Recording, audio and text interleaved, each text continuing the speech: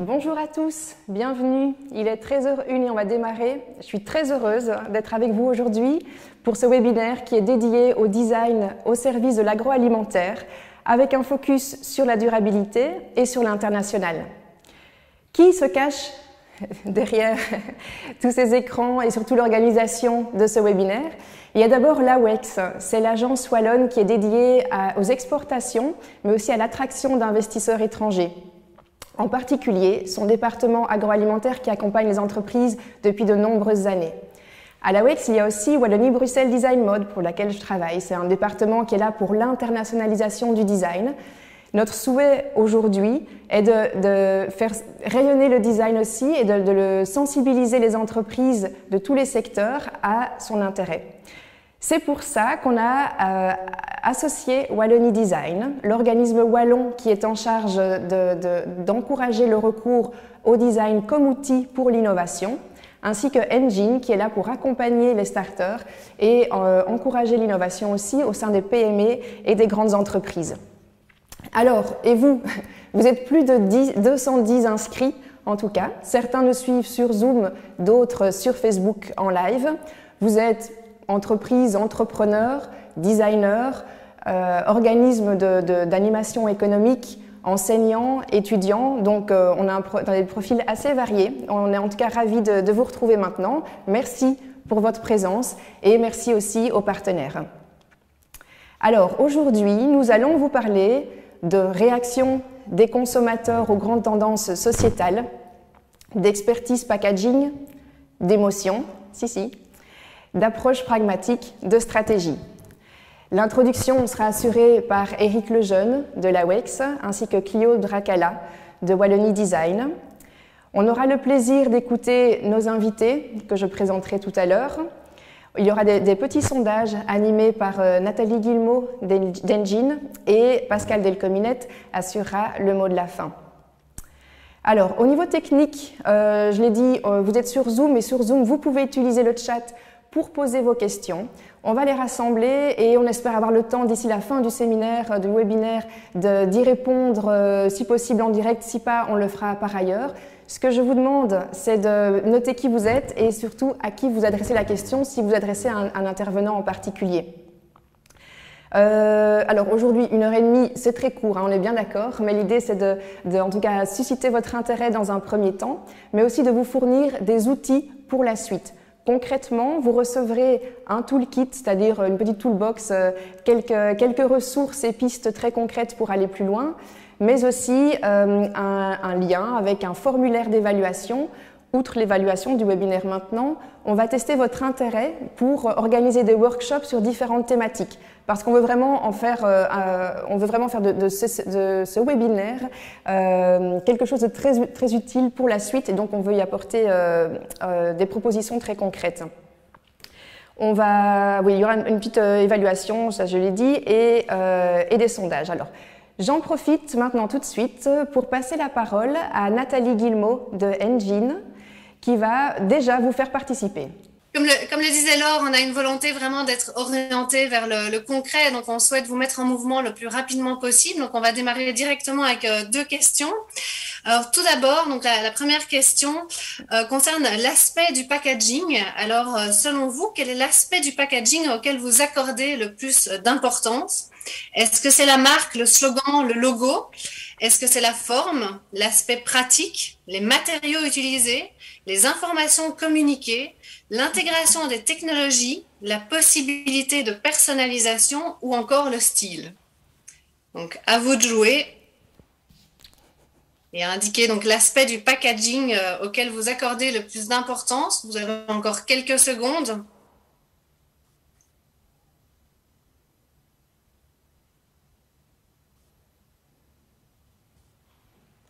Quelques secondes pour finaliser votre choix avant qu'on voit apparaître les résultats.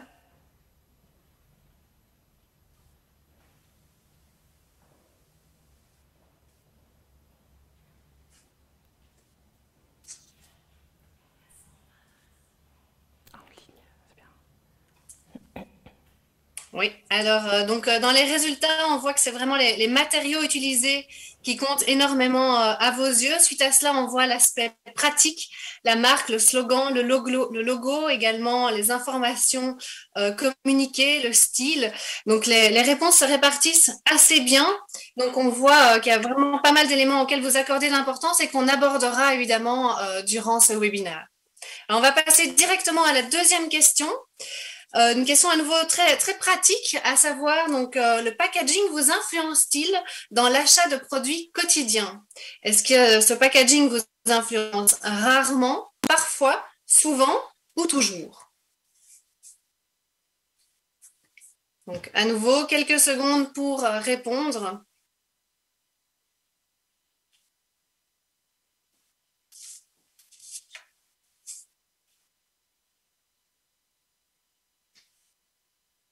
À mon avis, les résultats du sondage vont apparaître dans quelques instants. Alors souvent, donc on voit l'importance du packaging, raison pour laquelle on est ici présent aujourd'hui. Et juste pour terminer, vous aurez maintenant l'occasion à travers le chat d'indiquer une marque du secteur de l'agroalimentaire dont le packaging vous inspire. Donc là, on vous laisse fonctionner via le chat de manière vraiment à découvrir pas mal d'inspiration et de bénéficier finalement de la présence de ce grand nombre de participants ici aujourd'hui. Merci Nathalie. Alors maintenant, on va commencer par une petite mise en bouche avec Eric Lejeune, qui est AgriLife Business Developer à la WEX. Ça fait des années qu'Eric accompagne les entreprises sur les salons à l'étranger. Alors Eric, explique-nous, qu'est-ce qui a changé, qu'est-ce qui a évolué depuis quelques années? Bonjour à tous. Si l'on sait qu'exporter devient rapidement une nécessité pour les entreprises wallonnes et belges, pour celles et ceux parmi vous qui en font l'expérience, il est évident que ça ne s'improvise pas, même vers nos pays voisins ou dans l'Union européenne. La thématique inévitablement liée à l'exportation concerne la réglementation, et a fortiori lorsqu'on envisage les marchés hors Union européenne. Ces réglementations peuvent effectivement sensiblement varier d'un pays à l'autre.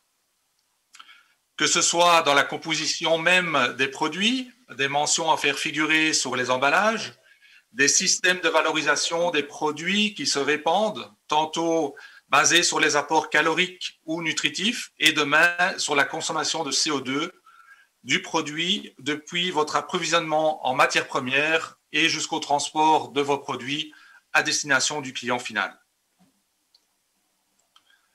Si l'expérience du marché belge permet déjà d'acquérir le réflexe d'une nécessaire traduction des étiquetages de vos produits et de la bonne disposition de ces mentions sur les emballages, il est impératif de veiller à l'utilisation des termes et mentions adéquates, ce que les traducteurs automatiques, dont l'utilisation est largement répandue actuellement, ne permettent pas toujours.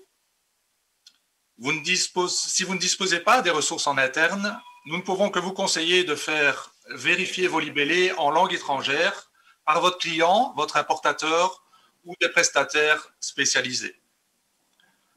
Vous le voyez, exporter engendre de nombreux points d'attention, bien différents de votre défi qui, à la base, est de vouloir produire une alimentation de qualité et à laquelle vous accordez une grande partie de votre temps.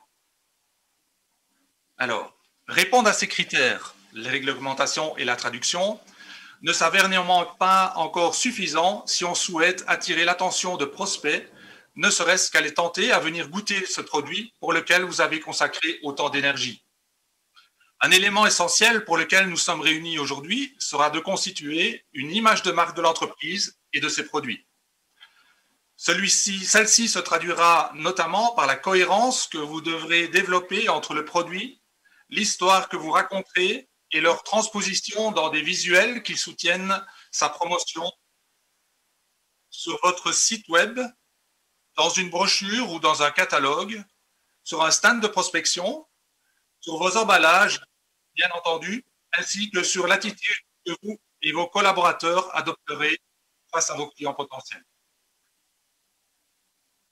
Alors, celle-ci se traduira notamment par la cohérence que vous devrez développer entre le produit, l'histoire que vous raconterez et leur transposition dans les visuels qui soutiennent sa promotion, sur votre site web, dans une brochure, sur un stand de prospection, sur vos emballages, ainsi que aussi sur l'attitude que vous et vos collaborateurs adopterez face à vos clients potentiels.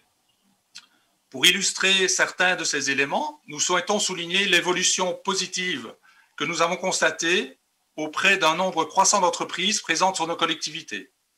Bien encouragées, ou contraintes, diront peut-être certains, par l'évolution que nous avons apportée à la conception de nos stands, privilégiant toujours plus l'image à la profusion de produits sur des espaces parfois réduits, mais qui vous représentent.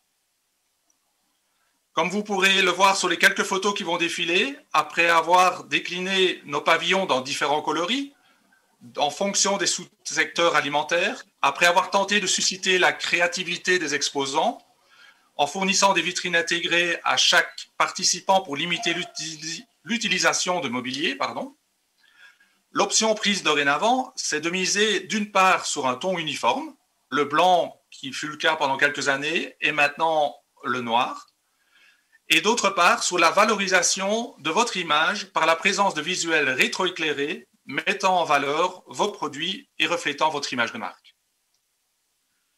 Cette évolution, mais plus encore certainement l'émulation contagieuse qui est née entre les sociétés présentes sur nos collectivités, a probablement initié chez beaucoup une réflexion sur l'investissement nécessaire à consacrer à cet aspect et l'indispensable préparation qui en découle dans l'ensemble de vos initiatives commerciales.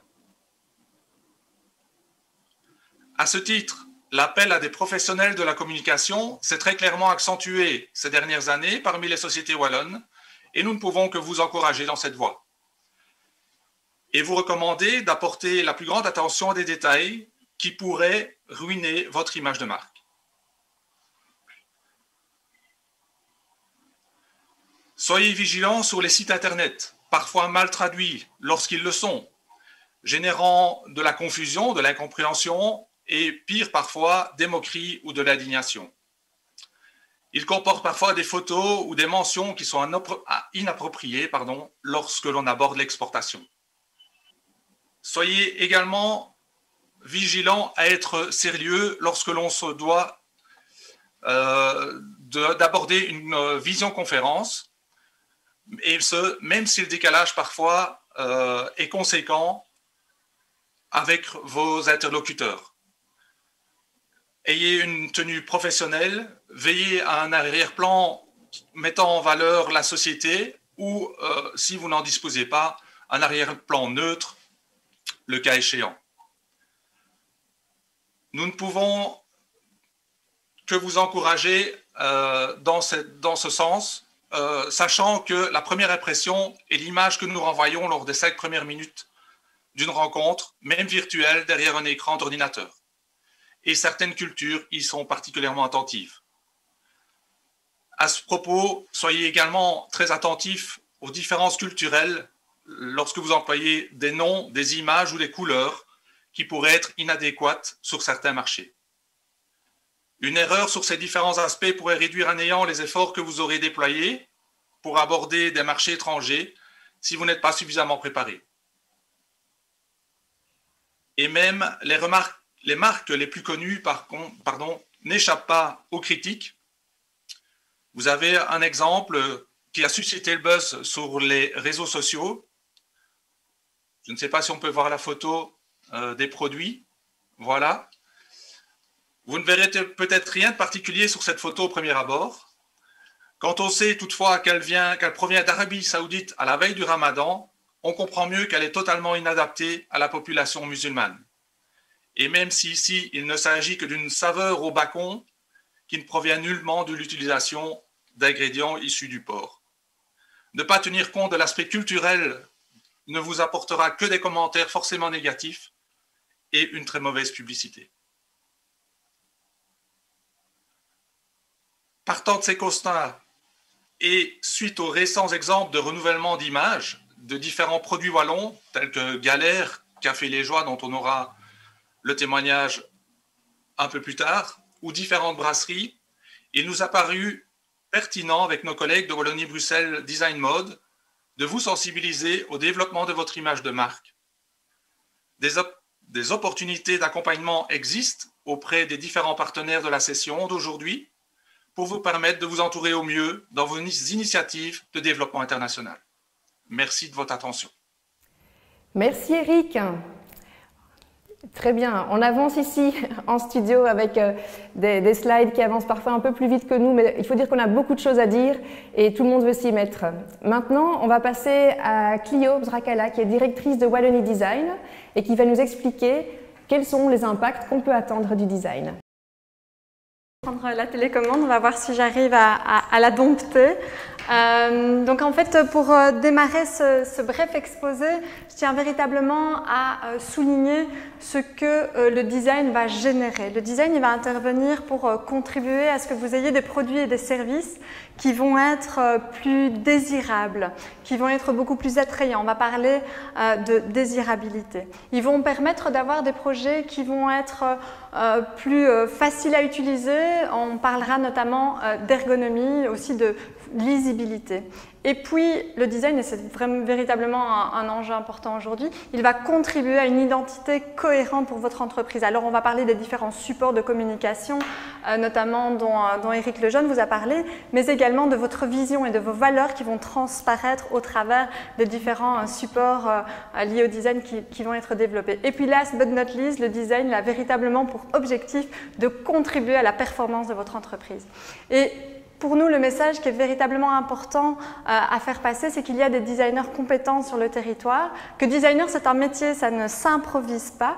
Et le designer, il a différentes techniques, des techniques d'observation des usages, d'anticipation des tendances. Le designer, il prototype, il va beaucoup tester avec vous, tester avec vos clients, tester avec différents prospects pour vraiment faire en sorte de proposer le projet qui va avoir le plus d'impact pour votre entreprise. Et les impacts majeurs, quels sont-ils? Eh bien, ce sont des impacts de positionnement par rapport à votre image de marque, par rapport à votre relation avec votre clientèle, des impacts en termes de chiffre d'affaires, bien entendu, mais également en termes d'amélioration des produits et des services. Différents exemples par la suite vous permettront de constater que c'est véritablement bien le cas. Alors, vous êtes dans le secteur agroalimentaire et vous avez énormément de travail pour faire en sorte d'avoir des produits d'une très très grande qualité. Et notre intervention d'aujourd'hui est véritablement de vous dire que le déclencheur de l'achat par rapport à vos produits dans le secteur agroalimentaire, il est fortement, très fortement lié à votre packaging. Et le packaging, eh bien, ce n'est pas quelque chose de simple, c'est véritablement un enjeu complexe qui comprend de nombreuses fonctions, fonctionnalités, et il est véritablement important de vous faire accompagner par des professionnels pour en tirer le meilleur parti.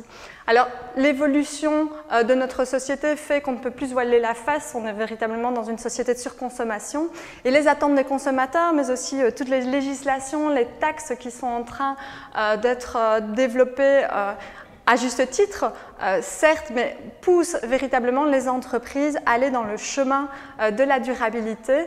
Et le design va pouvoir avoir une intervention à deux niveaux, principalement au niveau du packaging. C'est véritablement toute la communication qui est émise par votre emballage, mais également la forme de ce packaging. Alors pour la forme, ce sera peut-être plus le travail de designer industriel avec des industries, des sous-traitants et des fournisseurs spécialisés dans le développement de moules ou de matériaux, et puis tout ce qui est lié au branding et à l'image.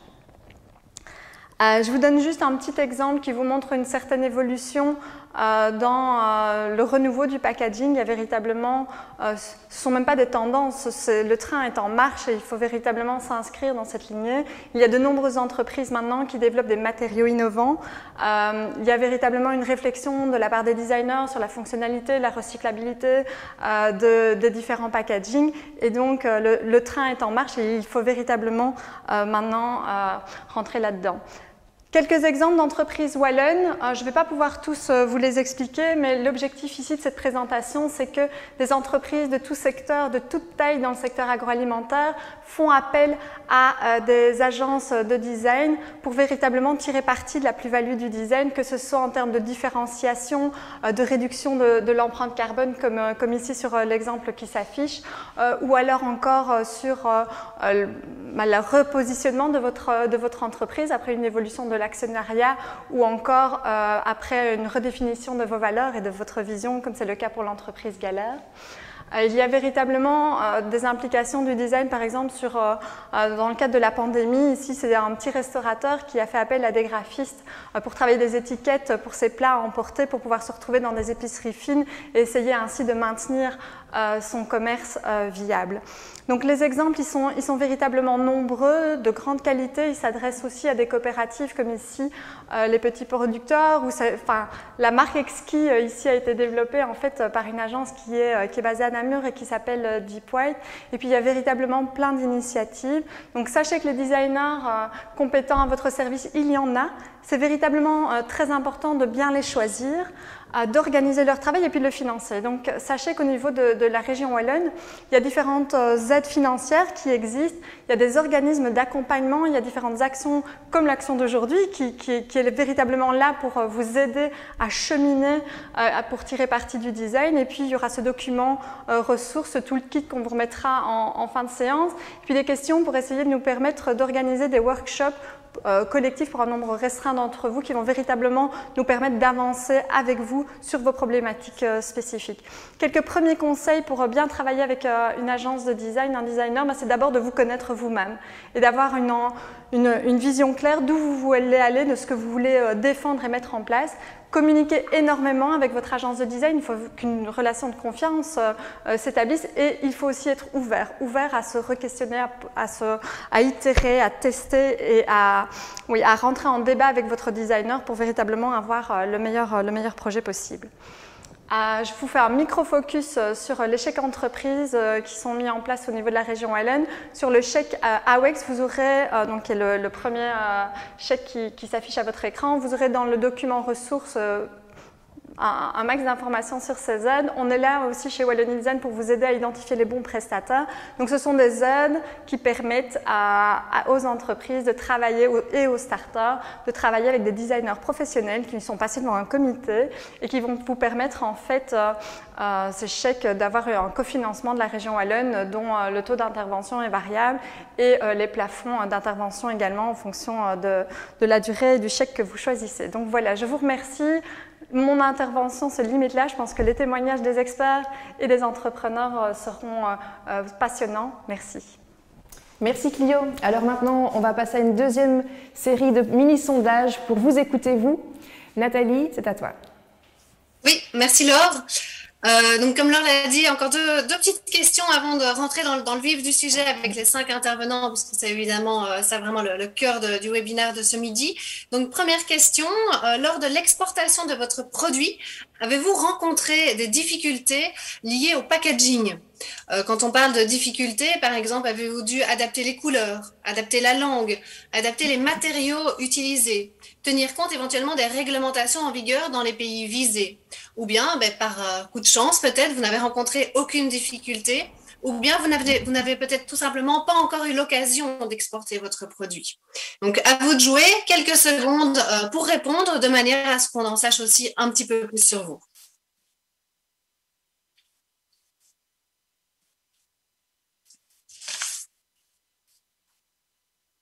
Donc, comme tout à l'heure, les résultats vont apparaître dans quelques secondes à l'écran, de manière justement à vous connaître un peu mieux. Alors, je vois qu'une majorité d'entre vous n'ont pas encore eu l'occasion d'exporter votre produit. Mais donc justement, c'est intéressant de savoir ça. Et à mon avis, les informations que vous allez recevoir durant ce webinaire vous permettront, à mon avis, aussi de vous poser peut-être les bonnes questions pour préparer cette phase d'évolution de votre entreprise et vous lancer dans l'exportation en étant prêt, en tout cas du point de vue du packaging. Alors, dernière question avant de passer la main aux orateurs. Avez-vous le réflexe d'intégrer l'aspect environnemental dans le choix de votre packaging? À nouveau, plusieurs propositions. Oui, c'est devenu une priorité et nous y accordons beaucoup d'importance. Oui, mais c'est plus par nécessité que par choix. Ou bien pas encore, mais nous comptons le faire prochainement, c'est dans nos objectifs à venir, ou bien cela ne vous intéresse pas. Donc vous commencez à avoir l'habitude, quelques secondes pour répondre. Parmi les 4 propositions, de manière un petit peu à ce qu'on ait une petite idée sur la sensibilité, on va dire, environnementale de l'audience de ce midi. Quelques secondes et on va découvrir les résultats, en savoir plus. Alors, très bonne nouvelle, je pense, pour nous, mais pour la société dans son ensemble. On voit que pour 68% d'entre vous, c'est devenu une priorité et que vous y accordez beaucoup d'importance. Et évidemment, on aura l'occasion d'y revenir au travers des différents témoignages. Mais voilà, merci beaucoup. Merci Nathalie. Voilà, on revient à notre programme que vous voyez ici. Et pour commencer, Listen nous propose de faire un pas en arrière, relever la tête, la tourner à gauche, à droite et surtout tendre l'oreille. Tendre l'oreille pour être au courant et bien comprendre le monde dans lequel nous évoluons. Listen, c'est un bureau d'études et de conseils spécialisé dans l'écoute des clients, des employés, des citoyens. Écouter pour comprendre, pas forcément pour répondre. Comprendre réellement le marché et accompagner les entreprises dans la construction de leur stratégie et dans leur prise de décision. Marie Lepeau est Research Director chez Listen depuis 2004. Marie, on vous écoute. Bonjour à tous et à toutes. Bonjour Laure. Je suis très heureuse d'être aujourd'hui parmi vous et de vous plonger dans le monde merveilleux des tendances sociétales. Avant de rentrer dans le vif du sujet, je voudrais faire un point méthodologique, une petite introduction méthodologique pour comprendre comment ont été mesurées, identifiées les tendances que je vais vous présenter aujourd'hui, sans rentrer dans les abysses statistiques, rassurez-vous. Donc en 2006, nous avons créé avec la société Wide un outil qui s'appelle Master Trends, grâce auquel nous mesurons l'évolution des tendances sociétales en Belgique et à l'international. Il ne s'agit pas de tendances de mode, il s'agit d'une analyse des besoins et des attentes des individus et des consommateurs aujourd'hui et pour les 5, 6, 7 ans à venir. Concrètement, comment on fonctionne? On part d'une analyse des mégatrends. Donc, par exemple, les mégatrends, ce sont les grandes évolutions, les grands mouvements mondiaux. Donc, c'est vraiment pas du tout local, qui vont impacter les sociétés, les populations dans les 20 ans à venir. Par exemple, la digitalisation, l'urbanisation, la néo-écologie, l'individualisation, les nouveaux styles de vie, etc. Les Master Trends que je vais vous présenter aujourd'hui, je vais vous en présenter 4. Ce qu'on fait, en fait, c'est on analyse quel est l'impact de ces grands mouvements mondiaux dans le quotidien des gens et sur leur comportement. Comment ça impacte leurs besoins, leurs craintes, leurs attentes par rapport aux produits, à leur consommation, le lien à la santé, leur lien au loisir, à l'argent, à la famille, etc., etc. Par exemple, la digitalisation, qui est une méga trend, vous la connaissez tous.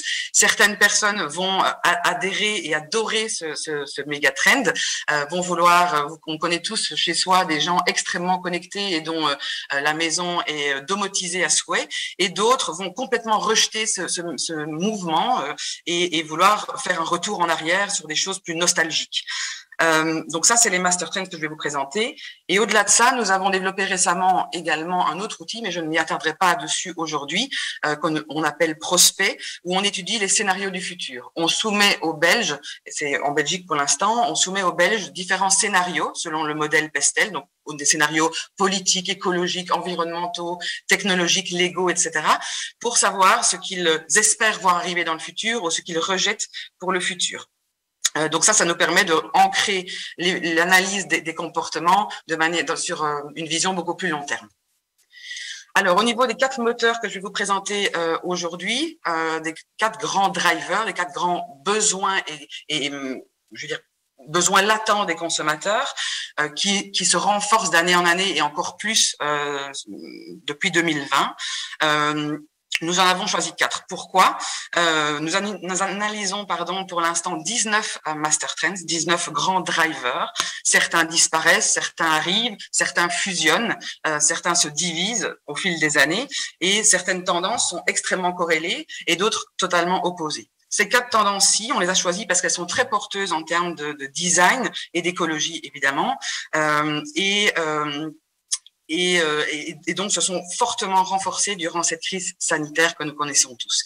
Je vais juste dire un mot sur chacune et puis j'illustrerai avec des visuels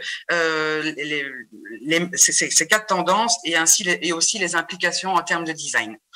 Alors, la première tendance, évidemment, qui est le sujet du jour, c'est la tendance liée à l'environnement, que nous, on appelle engagement ou Blue Deal, qui est la numéro 4 en Belgique au niveau du taux d'adhésion de la population.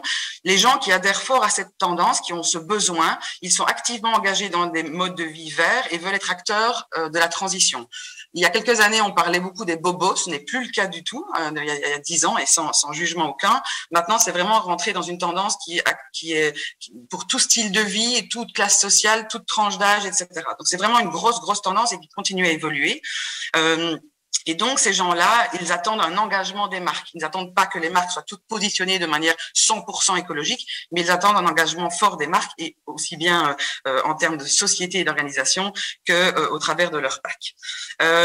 Donc, en termes d'identité de marque, pour créer un positionnement, soit on peut évidemment se positionner sa marque et son identité 100% sur l'écologie, mais on sait par expérience qu'elle aura plus d'impact et de force différenciante si elle se lie à d'autres tendances, si elle répond à différents besoins. Par exemple, l'écologie peut être purement 100%, une marque peut être 100% engagée, comme Bioplanète par exemple, mais elle pourra avoir plus d'impact et plus de cibles de conquête si elle se lie à d'autres tendances. Donc l'écologie peut être fun, pratique, elle peut être aussi bien innovante que nostalgique, elle peut être accessible ou premium, l'écologie peut être protectrice ou rebelle. À chaque marque de sélectionner évidemment en fonction de sa cible de conquête et de clientèle actuelle, celle qui sera la plus opportune. La seconde tendance, c'est la tendance de la simplicité. Donc c'est une tendance qui est liée à la simplification de la vie. Les gens veulent gagner du temps, trouver des solutions concrètes, efficaces, et c'est devenu la condition de base. La troisième tendance que je vais vous présenter, c'est la tendance de l'anticipation. Ce moteur est lié donc à l'intelligence, à la connaissance. Ce sont des gens qui ont une vision positive de l'avenir. Ils croient en la science et aux innovations technologiques. Et la dernière tendance, c'est la tendance du fun. Ce moteur donc est lié au plaisir. Je ne vous surprendrai pas en vous disant qu'il s'est fortement renforcé durant cette crise. Les gens sont de plus en plus prêts à payer plus cher pour du divertissement, pour les sortir du quotidien, pour de la joie et du fun. Alors, je rentre plus en détail maintenant dans la première tendance, l'engagement. Je ne sais pas si on voit à l'écran l'engagement, encore au-dessus. Voilà, c'est juste après celui-là. Voilà, parfait. Donc l'engagement, ici on a repris un mood board qui vous plonge dans cette tendance-là, avec différentes marques et également comment les gens décrivent cette tendance-là. Donc la nature produit ce qu'il y a de plus beau, la lutte pour sa protection doit se traduire dans notre quotidien, dans notre consommation. Le vert n'est plus une condition, ce n'est plus une option. Tout le monde doit s'y engager de manière à différents niveaux et c'est une condition qui n'est pas encore suffisante aujourd'hui. Les marques doivent s'engager, ça je l'ai dit. Alors certaines marques se positionnent fortement sur cette tendance-là, comme EcoVert, comme Body Shop, c'est vraiment la tendance de fond, ils répondent à ce besoin-là de manière prioritaire, Pure Essentiel également. On a d'autres marques comme L'Oréal qui n'est pas sur cette tendance-là en termes de positionnement, mais qui développent des packaging et des gammes de produits très orientés vers le naturel. Lidl, H&M sont également pas sur cette tendance-là en premier, mais développent des actions contre l'impact environnemental. Veya également, on est dans le retour du do-it-yourself, du homemade et du seconde main. Le slide suivant, s'il vous plaît. En termes de packaging, donc, on retrouve des marques qui vont véritablement s'engager, comme Coca. Vous voyez l'exemple, le premier à gauche, qui va faire une bouteille en 100% papier. On va retrouver Carlsberg également avec du recyclable, Volvic.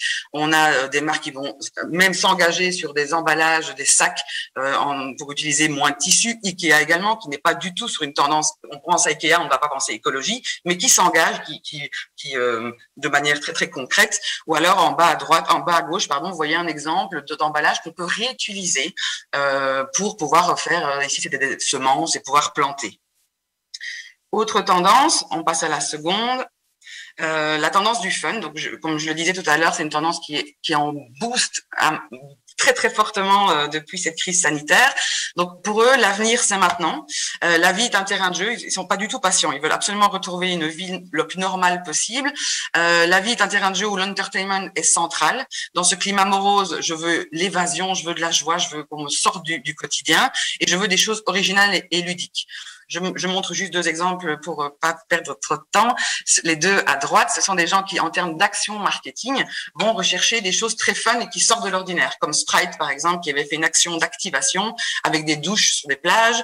En haut à droite, c'est un magasin à New York, un magasin sanitaire qui permet de tester les pommeaux de douche en live et en direct. Donc, des choses vraiment très, très waouh. Je caricature ici pour vous montrer bien la tendance. Tout le courant du shopping virtuel, comme Alibaba l'a lancé, et des notes très par rapport au gaming. Le slide suivant, c'est l'implication du fun, donc l'écologie fun en termes de packaging. À gauche, vous voyez voilà, ça peut être des petites touches, mais qui peuvent être un peu plus humoristiques, hein, comme on voit les sacs, on voit les pinceaux. KFC aussi, qui a fait, bon, on ne le voit pas ici, mais ce sont des emballages recyclables, qui a fait les packs de ses ailes de poulet en casque, avec vraiment une connotation gaming. Coca qui a fait les supports pour ses bouteilles pour pouvoir regarder de la télévision 3D. Nike qui s'engage vraiment beaucoup en termes d'écologie sur son produit, qui a voulu réinventer la boîte à chaussures classique en faisant une bulle d'air pour son Nike Air, Pepsi, etc. Troisième tendance, donc la tendance de l'anticipation, et Clio en a parlé tout à l'heure. Donc ce sont tous les gens qui vont être très très sensibles à la science, à l'innovation, aux technologies, à la recherche, au R&D, etc. Quand une marque se positionne sur ce besoin-là, sur cette tendance-là, quand il veut y répondre, on a par exemple Apple, qui est sur cette tendance-là. Il y a un gros investissement en termes d'innovation et de R&D à avoir, il faut le savoir. Donc on a tout ce qui est digital, évidemment. Le Google Home, on a le shopping virtuel, la robotique, l'apparition des robots ménagers, ou même en bas, c'est un exemple au Japon où un hôtel est entièrement géré par des robots, ou alors qui va contribuer, la technologie qui va contribuer à améliorer ma qualité de vie. En termes de packaging et écologique, donc écologie et anticipation, écologie et technologie, on va avoir, et de nouveau je mets des exemples très très pointus, on va avoir des emballages voilà, full végétaux, hein, en agar-agar, des sucres caramélisés. Donc au niveau du R&D, je me doute qu'il y a eu beaucoup de travail derrière, des emballages qui se dissolvent dans l'eau, des emballages voilà, qui, comme on voit en bas à droite, fait en sable, ou alors tout le mouvement du smart packaging avec évidemment enfin, c'est un gros sujet pour l'instant, voir l'impact écologique, mais ça rentre aussi dans ce courant-là. Et alors la dernière tendance, qui est la tendance numéro 1 en Belgique, c'est la tendance de la simplicité. Donc là, on est dans une envie de simplifier sa vie, de choses pratiques, efficaces, revenir à l'essentiel, épuré, mais que ce soit vraiment pas une simplicité niaise, comme je le disais tout à l'heure, mais une simplicité intelligente. Nivea marche très très bien sur ce courant-là, en faisant des produits 2+1. Je suis sous la douche, je me démaquille en même temps. Basic Fit qui a créé un abonnement le plus souple et le plus personnalisé possible. Je viens quand je veux, je contracte comme je veux, je me résilie comme je veux. Et vraiment, c'est le package. Toutes les applications comme L'Oréal qui a créé pour pouvoir voir quel produit me va le mieux. Et en 3 clics, j'ai tous les produits maquillage qui arrivent chez moi. Dyson qui a voulu révolutionner l'aspirateur et l'achat de sac qui était très compliqué. Et évidemment, Skoda avec Simply Clever qui est un des meilleurs exemples. Et mon dernier slide, en termes de packaging, comment ça se traduit. Donc des emballages épurés et pratiques, comme McDonald's et Starbucks, qui ont simplifié leur logo vraiment dans un but de simplification, mais aussi dans un impact environnemental au niveau de l'impression et l'utilisation d'encre. On a Mike Bike, hein, vous voyez ici l'exemple au milieu, avec voilà, qui a conçu également des emballages très très pratiques pour tous ceux qui venaient chercher au drive en vélo. H&M qui a créé ces emballages qui se transforment en cintres par la suite, donc des choses voilà qui peuvent être utiles dans la vie de tous les jours, ou alors des emballages. J'ai mis un exemple de jus où l'emballage est vraiment épuré au maximum. On est dans l'essentiel du produit. Voilà, j'ai fini. Merci. Merci beaucoup Marie. Alors, qu'est-ce que vous en avez pensé? Engagement, fun, anticipation, simplicité, ça vous parle? Anticipation et engagement, c'est effectivement en tout cas ce que FOST+ recommande à ses membres. FOST+, c'est l'organisme belge qui est chargé de collecter et de recycler les emballages ménagers qui sont mis sur le marché en Belgique. Aujourd'hui, à peu près 90% de ces emballages sont effectivement recyclés. Alors Nicolas Aigri va nous expliquer comment concevoir des emballages recyclables. Bonjour à tous et merci beaucoup Clio pour cette introduction et merci également à l'AWEX pour l'invitation que vous avez faite et qui nous permet un petit peu de parler d'éco-conception et de FOST+. Donc tout d'abord, comme l'a dit donc Clio en introduction, FOST+ est responsable de tout ce qui est la collecte, le tri et le recyclage des déchets sur le marché belge. Et donc également, comme il a été dit plusieurs fois en introduction, on sait que le côté éco-conception, le côté durabilité d'un emballage est très important. Et donc, j'ai été vraiment ravi de voir dans le sondage de Nathalie que 68% des entreprises considèrent l'éco-conception et la durabilité de l'emballage comme quelque chose de primordial. Donc ça, c'était vraiment une bonne nouvelle d'introduction à ma présentation. Et donc, j'espère également que le reste des tiers, des personnes, espèrent en tout cas mettre en place des procédés d'éco-conception pour rendre leur emballage plus durable. Donc ça, c'était plutôt une bonne nouvelle. Et donc, en termes d'introduction, donc déjà pour expliquer, comme j'avais dit, FOST+ est responsable du tri, collecte et recyclage des déchets ménagers en Belgique. Donc, il est important de savoir qu'on a une grosse partie éco-conception au sein de FOST+. Et donc, déjà, quel est le but principal de FOST+? C'est tout d'abord de pouvoir proposer des emballages recyclables à nos membres. Donc, on a comme ambition d'ici 5 ans de proposer une alternative pour 100%, donc une alternative recyclable pour 100% des emballages mis sur le marché belge. Donc c'est une ambition très très très élevée. Donc bien sûr, ces critères de recyclabilité et de tri prennent en compte les moyens actuels de tri et de recyclage en Belgique. Donc ça pourrait être adapté dans le futur pour recycler plus, bien évidemment. Et donc si on regarde la tout dernier point qui est très important, au niveau de l'éco-conception et au niveau de l'éco-modulation des tarifs points verts, il faut savoir que chaque entreprise qui met des marchés en Belgique, donc on a 5000 membres en Belgique, doit payer un tarif point vert pour la quantité d'emballages qu'ils mettent sur le marché. Donc c'est à la fois en fonction du poids du matériau et du type de matériau. Donc un papier ou un plastique ou autre n'aura pas le même tarif point vert. Et donc pourquoi est-ce qu'on parle d'éco-modulation? Tout simplement parce que de manière très large, un emballage qui va être non recyclé paiera forcément un tarif point vert beaucoup plus élevé qu'un emballage qui sera recyclé. Alors pourquoi est-ce que je dis ça? C'est parce que tout simplement on essaie par là de concilier le côté économique et écologique, bien évidemment, de l'emballage. Donc ça a été soulevé à plusieurs reprises en introduction et également dans la présentation de Marie juste avant, donc le côté durabilité. Et donc voilà, il faut savoir que vous paierez à la fois moins cher en, par exemple, supprimant des pièces d'emballage. Donc, pas la peine d'avoir forcément 3, 4, 5 composants d'emballage si on peut garder quelque chose de plus simple. Donc, vous paierez beaucoup moins cher à la fois vos pièces d'emballage et également le tarif point vert FOST+ être beaucoup plus faible et vous participerez donc à un emballage beaucoup plus durable. Donc, ça a vraiment un intérêt sur plusieurs points. Si on va donc sur la slide suivante, je vais présenter donc maintenant 3 types de services et d'outils qu'on propose. Donc FOST+ propose à nos membres, bien évidemment de façon gratuite, et donc vous pouvez accéder comme vous le souhaitez. Je vais probablement parler du site Pack It Better. Ensuite, je vais parler plus en détail de nos services. Donc qu'est-ce qu'on fait concrètement directement avec nos membres pour réussir nos objectifs de 100% d'emballage recyclé en Belgique. Et enfin, je vais faire une petite conclusion sur tous les points qui pourraient être mis à service de nos membres. Donc tout d'abord, Pack It Better, je vais le présenter donc en une slide.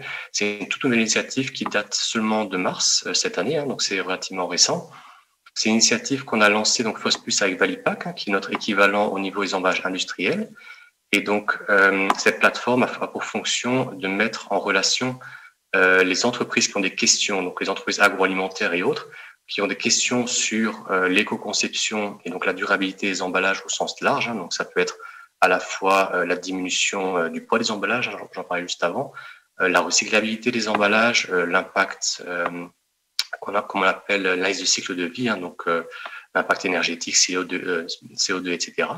Et donc, de mettre en relation les entreprises qui ont des questions sur l'éco-conception avec les centres d'expertise que nous avions identifiés qui peuvent proposer un ou des réponses à ces questions. Donc, en allant sur le site, comme vous pouvez le voir ici, donc dans la page principale, on a donc la partie gauche, on a la possibilité de poser une question.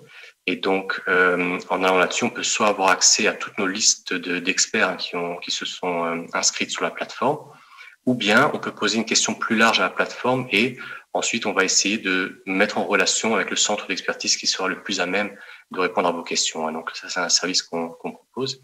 Et donc, la partie de droite, c'est plutôt pour les centres d'expertise qui veulent s'inscrire. Et donc, voilà, ils peuvent s'inscrire pour justement pouvoir donner des réponses sur les questions qui pourraient être posées. Donc ça, c'est un premier service que je vous invite à regarder. Dans un deuxième temps, les missions et donc les services plus vraiment focalisés sur FOSPlus. On a tout un groupe, tout un panel de services. J'ai uniquement mentionné les plus importants ici. Un service de benchmark et de workshop. Donc le benchmark, c'est tout simplement l'analyse des déclarations points verts qui sont faites à FOSPlus. Donc on va faire une analyse des emballages non recyclés et on va essayer de voir avec vous quels seraient les petits changements qu'on pourrait faire sur les emballages pour les rendre plus faciles à recycler. La partie workshop, c'est directement lié au benchmark. Mais cette fois-ci, on ne va pas faire l'analyse des données, mais plutôt voir votre portefeuille d'emballage. On va se regrouper autour d'une table et on va essayer de proposer des petits changements pour que vos emballages soient plus faciles à trier et recycler. Donc, justement, pour donner un caractère plus durable. Et donc, un dernier point, les diagnostics. Ça, c'est aussi un service un peu plus ancien, mais qui est toujours très intéressant. C'est on va tout simplement chez votre entreprise ou votre centre de stockage et on va essayer de voir qu'est-ce qui pourrait être amélioré au niveau de la qualité, au niveau du nombre de matériaux utilisés, justement, pour essayer de réduire si c'est possible, et voire éventuellement essayer de rendre vos emballages recyclables. On vient sur place et on fait un compte-rendu avec une université ou un expert pour proposer des alternatives. Donc, tous ces services-là sont bien évidemment gratuits. Et donc, si on regarde juste la slide précédente, on l'avait vu avant, je peux le mentionner très rapidement, mais l'objectif principal, c'est donc au niveau des changements, de faire des petits changements qui permettent de rendre un emballage recyclable, mais aussi donc comme on regarde plutôt la partie en haut à droite, lorsqu'on a des nouveaux emballages que vous souhaitez développer, vous pouvez bien évidemment faire appel à FOSPlus pour qu'on puisse vous conseiller pour justement que les nouveaux emballages accèdent à un de nos centres, un de nos flux de tri pour pouvoir être recyclés. Donc ça, c'est toujours intéressant parce que ça sert à rien de développer un emballage et de le voir à la fin lors de la mise sur le marché qui ne sera pas recyclé. Donc bien évidemment, il est toujours plus intéressant d'avoir une approche plus proactive, demander un petit peu l'avis et ensuite de développer ça pour le rendre le plus durable possible. Donc au niveau de la slide suivante, je vais parler maintenant un peu du dernier service qu'on a également lancé très récemment. On a fait une sorte de guidelines pour l'éco-conception des emballages, en particulier sur ce qu'on appelle le design for recycling. Donc, c'est tout simplement quels sont les changements au niveau du design, de la structure. On parlait avant des matériaux. Marie a très, très largement développé ça avant. Les changements au niveau des matériaux qui peuvent être faits dans les emballages pour justement les rendre plus durables, donc plus faciles à trier et recycler. Et donc, on a une dizaine de guidelines. J'en ai uniquement mentionné 8, donc je ne vais pas aller à travers tout le détail, mais juste pour en mentionner quelques-uns, les 3 premiers. On va essayer de promouvoir, par exemple, l'utilisation de matériaux monocouches et monomatières, donc ne pas avoir des matériaux trop complexes, sinon on ne pourra bien évidemment pas les recycler, pour qu'ils puissent rentrer dans un de nos 3 flux de collecte principaux, donc le verre, le papier carton et les PMC. Et donc, ça c'est un premier point. Ensuite, le deuxième point, c'est qu'on va essayer de demander d'utiliser des emballages pas trop foncés, donc on parle ici de noir ou de marron très foncé. Ça, c'est un petit peu, bon, on n'en trouve pas trop, mais c'est vrai qu'on va essayer de demander aux entreprises de ne pas trop utiliser ces matériaux-là qui ne pourront pas être détectés en centre de tri et pas être recyclés. Et donc, le troisième point, je vais m'arrêter sur ce point-là. Donc, si jamais, on a vu en premier point donc les multimatières, si jamais un emballage a quand même besoin de plusieurs matières pour le côté contact alimentaire ou autre, donc par exemple un carton avec un plastique laminé, là on demandera d'essayer de permettre la séparation des couches des matières pour pouvoir bien trier dans les flux séparés en fait, donc le carton dans le carton et le film plastique dans le plastique. Donc voilà, ça c'est un petit peu ce que je voulais dire au niveau des guidelines. Et la toute dernière slide que j'avais, c'était juste pour donner un exemple de guidelines que je vais pas trop développer, mais juste pour montrer comment est-ce qu'on présente un petit peu ça et comment est-ce qu'on explique les guidelines qu'on a mis en place aux entreprises. Donc ça, c'est juste un premier aperçu sur les multimatières, ce qu'on essaie de demander d'éviter d'utiliser, donc les multimatières, et quelles peuvent être les alternatives. Donc ça, c'est un petit peu le dernier service. Ce que je voulais aussi dire en conclusion très rapidement, c'est donc n'hésitez pas à prendre contact avec nous si vous souhaitez en savoir un petit peu plus sur justement l'éco-conception des emballages, donc avec les différents piliers qu'on a vus ici, donc le côté Pack It Better pour l'éco-conception au sens large. Un des services qu'on propose gratuitement à nos membres, donc de voir avec vous quels sont vos emballages, quelle peut être l'amélioration. Donc on l'a vu en introduction que c'est un point très important pour mieux vendre. Un emballage qui va avoir 4 pièces différentes va être peut-être plus difficile à vendre qu'un emballage beaucoup plus simple. Donc ça, on peut également donner des conseils. Et pour terminer, comme le disait Clio, on organise bien volontiers avec vous des workshops. Donc Clio parlait de workshops en introduction.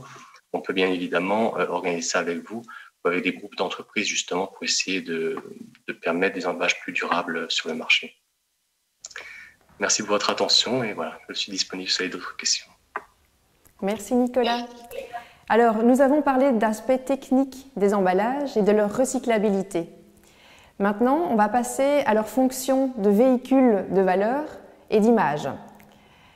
On va parler de Out&Out et du travail que ce bureau a réalisé depuis de nombreuses années. Donc, depuis 1989, le bureau Out&Out a accompagné énormément d'entreprises et de projets dans la réflexion et la construction de leur image de marque. Alors, je suis certaine que vous allez reconnaître pas mal de logos dans les 2 slides qui suivent maintenant. Et il y en a quand même qui font partie vraiment de notre paysage quotidien. Eh bien, voilà, ce sont des logos bien connus derrière lesquels se cache une réflexion stratégique qui a réellement guidé les sociétés. Ronan Out, cofondatrice du studio, va nous en dire plus. Alors, pour des questions techniques, elle a enregistré sa présentation, mais elle est bien parmi nous. Et donc, si vous avez des questions à lui adresser tout à l'heure, elle sera bien là. Merci Laure pour cette introduction. Mais n'ayant que très peu de temps, en dépit d'une envie forte de vous parler de plein de choses passionnantes sur notre beau métier, je voudrais tout d'abord, en préambule, vous partager une petite réflexion personnelle. En effet, il n'y a pas si longtemps, le secteur du packaging était super codé et très conservateur.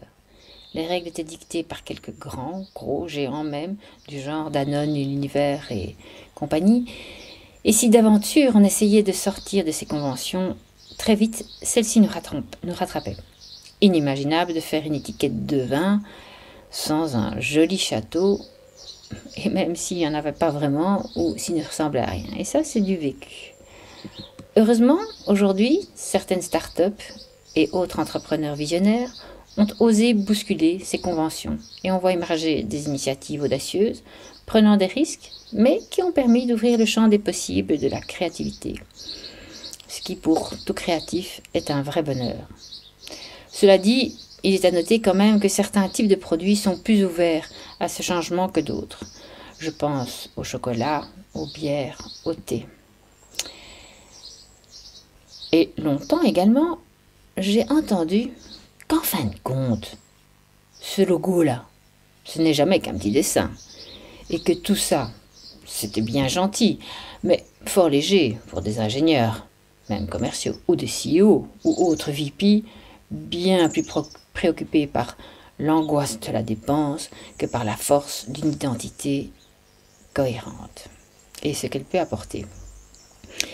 Et puis, se sont développées, vulgarisées les neurosciences. Ah, voilà enfin qui permettent d'éclairer de façon plus scientifique ce que nous fassions de manière relativement instinctive et qui était parfois difficile à rationaliser. De fait, cette approche du cerveau nous apprend, études scientifiques à l'appui, que nous pensons être des êtres pensants dotés d'une dose émotionnelle, alors qu'en réalité, nous sommes avant tout des créatures émotionnelles capables de penser. Ce sont effectivement nos émotions qui nous commandent. Et il est amusant de constater que, au moins on est d'accord avec ce principe, au plus c'est le cas. Ce qui veut dire que ces choix que nous faisons, entre autres lorsqu'il s'agit de choisir son café par exemple, sont dictés par ce que l'on voit, ce que l'on sent, ce que cela nous rappelle et qui éveille en nous toutes ces émotions. Celles-ci sont dès lors fortement liées à notre culture personnelle, notre vécu et sociétal. Sachant d'autant plus que 80% des informations parviennent au cerveau via la vue, il est d'autant plus capital de considérer tout acte graphique en connaissance de cause. On a très peu de temps pour convaincre, quelques dixièmes de seconde, d'où le besoin d'être efficace, simple, pour que ce petit cerveau assez paresseux prenne la bonne décision par rapport au choix qui lui est offert. Alors pour en revenir à notre moine et sa soutane, si j'ose dire, en soi notre petit pack, ça n'est pas grand-chose, mais en fin de compte, c'est tout, il est tout. Au-delà de ses fonctions de conservation, de transport et tout ça, il est surtout l'étendard, le porte-drapeau, le touchpoint d'une marque qui elle-même est vide de sens si elle n'en a pas. Donc, importance du sens, considérant bien sûr que le produit soit irréprochable. Il nous faut d'abord définir l'histoire qui va emballer le tout, le fameux storytelling. On parle même aujourd'hui de story doing. Que ce soit telling ou doing, le contexte doit être défini car il est le fondement du développement de la marque. Il nous guidera pour toutes les décisions à prendre, que ce soit le choix des matériaux. Pensons au toucher, souvent négligé, les formes, le rond féminin, le carré masculin, les couleurs, le rouge passion, compagnie, les visuels, mais aussi le tone of voice de la communication, et voire même l'attitude du commercial. Et si le projet est d'aller au-delà de nos frontières, il est capital de connaître les sensibilités culturelles. Le monde est un village, mais dont les perceptions symboliques et sémantiques sont encore souvent fort divergentes.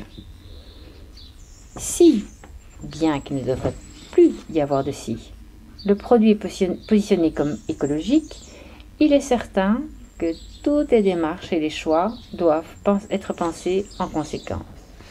Le choix des techniques, des encres, toute la production doit être conséquente. Les matières, j'en reviens aux matières, mais c'est un point intéressant et qui aujourd'hui mérite vraiment une belle attention car il y a énormément d'innovation. Nous avons d'ailleurs chez OTO développé une matériothèque à cet égard. Alors concrètement, à propos de durabilité, voici un projet qui nous tient fort à cœur, car développé en interne et dont le concept est basé sur le DIY, Do It Yourself. C'est une tendance que l'on commence à voir fleurir un peu partout, mais cela fait presque 10 ans que nous avons commencé à développer ce concept. Il s'agit d'une boîte, un kit, éthique, permettant de réaliser ses propres produits. Dans la boîte se trouvent les recettes, le matériel et tous les ingrédients nécessaires. Il n'y a plus qu'à. C'est très accessible, un jeu d'enfant. C'est ce qui lui confère une belle dimension didactique et une belle idée de cadeau. Alors il y a la gamme qui reprend les différentes possibilités, que ce soit l'entretien, le corps, etc. Dans le logo, on voit l'idée de miroir, des 3 premières lettres, qui donne cette idée de balance. Et dans l'identité, qui somme toute est assez basique, les dessins spontanés répondent ainsi au concept du produit. Alors pour en savoir plus, je vous invite à aller visiter kitethique.eu. Alors Bilab est un projet qui a pour but de profiter de ce que la nature nous donne pour nous soigner, ou comment tirer des profits des bienfaits du miel, optimalisés par les propriétés des huiles essentielles dans un but thérapeutique. Nous devions donc présenter la marque comme un produit de soins naturels, mais efficace d'un point de vue scientifique. Le logo, dès lors, adopte cette forme bien connue de l'alvéole des cires des abeilles, mais fait également référence à la cellule, à la molécule des huiles essentielles. Alors, différentes formules ont été développées, un paquet cadeau, enfin une box cadeau, et avec les différentes promesses, respiration, sommeil, etc. Et ici, on voit une petite PLV présentant le principe du produit avec les différentes déclinaisons. Gudule. Gudule c'est l'histoire de Thierry, qui était imprimeur et qui n'avait plus trop envie de regarder des machines tourner, mais avait plutôt envie de s'offrir un beau vignoble et faire son vin. Cela dit, c'est pas toujours possible d'offrir des belles vignes en Toscane, donc il s'est penché sur ce projet de Urban Winery, qu'on voit éclore un petit peu partout dans certaines grandes villes comme New York, Amsterdam. Et le principe est d'acquérir différents cépages à travers l'Europe et d'en faire l'élevage et la vinification au cœur de la ville, en l'occurrence au cœur de Bruxelles. D'où le nom de la sainte patronne, Gudule. Et voilà, on a développé tout un univers un petit peu spécifique qui rappelle l'atmosphère de Bruxelles avec son côté sympathique. Là, on voit qu'il y a d'autres cas qui ont été développés de par le monde, et on a développé toute la communication sur le principe du people pairing en faisant référence au food pairing. Voilà donc pour nos amis de chez Gudule. Le dernier case dont je voudrais vous parler, cette initiative émanant d'une famille d'agriculteurs où tout est basé sur le local. Donc, ils avaient déjà des terres qu'ils cultivaient en blé bio depuis un certain temps, et puis ils ont voulu aller plus loin. Et l'idée est de faire en fait du blé, la farine, de la farine, le pain que l'on retrouve dans la boulange-épicerie, où on retrouve également les produits des cultivateurs bio du coin. En fin de compte, c'est quoi? C'est du champ au pain. Et voilà, c'est de nouveau des très belles valeurs familiales qu'on essaye de faire transparaître dans ce projet, qui est assez ambitieux parce qu'il y a bien d'autres choses qui devraient se développer dans cet écosystème de la région de Wans, et que je vous invite aussi à aller visiter. Merci pour votre écoute. Merci Ronan. Alors une image de marque, ça se construit au lancement d'un projet, mais ça peut aussi se revoir en cours de route. On va avoir deux cas de figure maintenant, deux témoignages d'entreprise. Je vais commencer par celui d'Estelle Brenet, qui est cofondatrice du projet Ready to Grow. Alors cette start-up, c'est un des bébés de deux jeunes mamans qui voulaient trouver des repas frais et de qualité pour leurs enfants, mais qui manquaient de temps. C'est comme ça que le projet propose maintenant des panades pour les bébés, provenant de produits bio, locaux, mais aussi de saison. Fortes de leur expérience en Fast Moving Consumer Goods et avec le conseil de nutritionnistes et de pédiatres, elles ont lancé ce projet en se basant sur la cuisson à la vapeur pour préserver les vitamines et les minéraux. Alors vous imaginez déjà, forcément, comme le choix de l'emballage a été déterminant dans ce projet-ci. On écoute Estelle. Merci Laure, tu pitches super bien mon projet, je trouve ça génial. Alors, bonjour tout le monde, je suis ravie d'être là. Moi, c'est Estelle, une des mamans de Ready to Grow. Donc, vous l'avez compris, une vraie alternative au fait maison pour les parents qui n'ont pas le temps ou pas envie de cuisiner. On nous a demandé de témoigner aujourd'hui sur nos choix pour l'emballage, quels ont été nos challenges et quels conseils on pourrait donner éventuellement à des jeunes entrepreneurs ou à des plus confirmés. Alors, on a essayé d'abord de regarder l'aspect technique de l'emballage, qui est quand même super important, et on l'a argumenté autour de sept piliers. Je ne sais pas si on voit sur l'écran les 7 piliers. Ça, c'est nos produits. Et alors, le slide après, voilà. Donc, les 7 piliers. Alors, tout d'abord, évidemment, il faut se poser la question de dans quel rayon on va se retrouver. Est-ce qu'on va être au rayon surgelé, au rayon sec, au rayon frais? En ce qui nous concerne, comme ce sont des panades fraîches, évidemment, on va se retrouver en frigo. Alors, les places en frigo sont rares et chères. Donc, votre produit ne doit pas prendre trop de place non plus. Sinon, vous allez avoir un problème en négociation avec vos supermarchés. Et donc, il fallait évidemment trouver quelque chose d'assez étroit pour pouvoir mettre un maximum de références en rayon. Et alors, il y avait aussi la réflexion sur est-ce que le produit est superposable pour pouvoir mettre un maximum de produits dans le rayon. Donc, est-ce que mettre 2 pôles l'un au-dessus de l'autre, ça risque de tomber ou pas? Voilà, c'est des choses très simples, mais qui sont quand même pratiques à savoir. Ensuite, le deuxième pilier, c'est quels sont les matériaux disponibles pour emballer votre produit. Alors, pour notre produit, nous, il y avait forcément le plastique, comme il y a des gens qui font des poches pour les bébés, des espèces de pochettes avec le produit dedans. Mais il y a le verre, évidemment, que nous avons choisi. Alors, c'était un choix très conscient d'un côté, d'un point de vue écologique, parce que le plastique, voilà, nous n'adhérons pas avec l'image du plastique qui est encore fort polluant aujourd'hui, qui n'est pas encore bien recyclé, là où le verre se recycle à l'infini. Et en plus de ça, comme on s'adresse, nous, à des clients qui sont très exigeants en termes de qualité de nourriture et en termes de pureté, on va dire, du produit, sachant que dans le plastique, il peut y avoir potentiellement des migrations de particules au contact de la chaleur et de la graisse vers la nourriture. Les parents, souvent, sont pas très rassurés de voir la nourriture de leur enfant emballée dans du plastique pendant longtemps. Donc voilà, c'est quelque chose qui était très important pour nous. En plus de ça, pratico-pratique, nous pasteurisons légèrement notre produit et donc on devait avoir un bocal qui résiste évidemment un petit peu à la chaleur, sinon ça n'allait pas. Et ensuite, on a eu forcément des retours de nos clients qui nous ont demandé mais pourquoi vous ne consignez pas vos emballages? Alors il faut savoir que les produits pour bébés, l'hygiène est super important.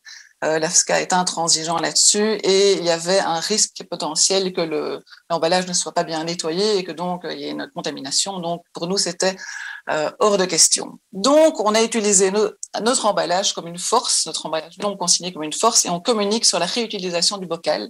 Donc sur les réseaux sociaux sur lesquels on communique beaucoup. Vous voyez la petite image là, on voit qu'on réutilise nos bocaux pour mettre des petites graines, pour faire des petits yaourts maison, pour mettre ranger les affaires des enfants, faire des petites collations. Voilà, il y a moyen de faire plein de choses. Si le bocal est joli, il est facilement réutilisable, c'est tout à fait une option pour le consommateur. Ensuite, notre étiquette, évidemment, on aurait adoré faire une étiquette en papier, mais de nouveau, au niveau pratique, l'étiquette en papier a tendance à gondoler en contact avec l'humidité des frigos. Et en plus, elle est très difficile à retirer pour la réutilisation. Donc, la colle va rester collée sur le bocal. Donc, voilà, c'est aussi quelque chose qui, malheureusement, a dû nous orienter vers le plastique. Mais du coup, notre étiquette est super facile à retirer et pour réutiliser le bocal à la maison, c'est génial. Il suffit de le décoller et le bocal est propre, c'est super. Ensuite, le troisième pilier, c'est les machines disponibles. Il faut pas négliger l'aspect investissement dans l'atelier. Donc, si vous choisissez une étiquette qui se met sur le couvercle, sur le côté, sous le dessous du pot, ça veut dire 3 applications, donc une machine hyper technique et très très chère. Si votre bocal n'est pas parfaitement cylindrique et qu'il est un peu incurvé ou un peu de travers, de nouveau, c'est une étiqueteuse très spécifique aussi. Donc voilà, ce sont des aspects qu'il faut, des choses auxquelles il faut réfléchir avant de se lancer dans le choix d'un contenant. Aussi, le quatrième point, quelle va être l'utilisation finale de votre contenant? Donc, nous, on voulait que les bébés puissent manger directement dans le pot. C'est une question de facilité pour les parents. Et donc, il fallait que l'ouverture soit assez large pour pouvoir passer une petite cuillère et manger dedans. Voilà, ça, c'est des petites applications du quotidien. Ensuite, le cinquième point, c'est l'autorisation en cuisine. Alors, il faut savoir que si vous faites le choix pour du verre, dès que vous faites rentrer du verre dans vos cuisines, vous avez une procédure bris de verre qui vous dit que si vous cassez à un moment un verre pendant la production, il faut tout arrêter, tout sortir, tout nettoyer pour éviter qu'il y ait quoi que ce soit comme risque pour le consommateur final. Donc voilà, à réfléchir avant de se lancer dans les emballages en verre aussi. Le sixième point, c'est les réglementations sur l'étiquetage. Donc il faut savoir qu'on ne peut pas faire n'importe quoi sur les étiquettes. Il y a des obligations en termes de taille de caractère, le contenu. Je pense à les allergènes, par exemple. On est obligé de dire ce qu'il y a comme allergène. Le code barre, il faut qu'il soit scannable.